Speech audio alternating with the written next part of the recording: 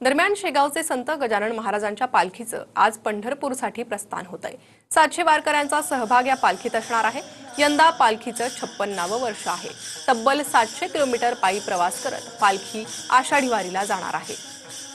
टाळ मृदुंगाच्या गजरात या पालखीचं पंढरपूरसाठी प्रस्थान आहे। 700 वारकऱ्यांचा या वारीत सहभाग असणार आहे। या पालखीत सहभाग असणार आहे। तर सध्या वारकरी भक्तिरसात तल्लीन झाले।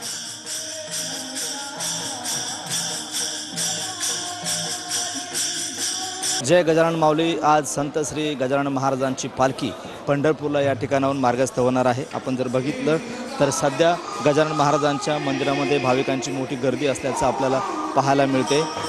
विधिवत पूजा होऊन गजानन महाराज या ठिकाणावरून शेगाववरून पंढरपूरला या ठिकाणी निघणार आहेत।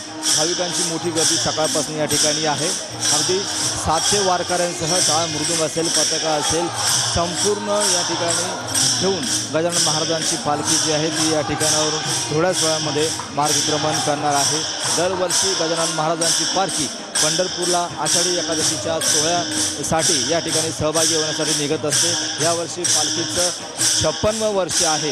गेल्या 55 वर्षापासून पालखी अविरतपणे गजानन महाराजांची पालखी ही पंढरपूरला या ठिकाणाहून आषाढी सोहळ्यामध्ये सहभागी होण्यासाठी निघत असते। थोड्याच वेळामध्ये गजानन महाराजांची पालखी जी आहे ते आता शेगावच्या मंदिरामधून विधिवत पूजा होऊन मार्गक्रमण करणार आहे। कॅमेरामन अनिकेत दहातोंडेसह गणेश टोळींची TV9 मराठी, शेगाव, बुलढाणा।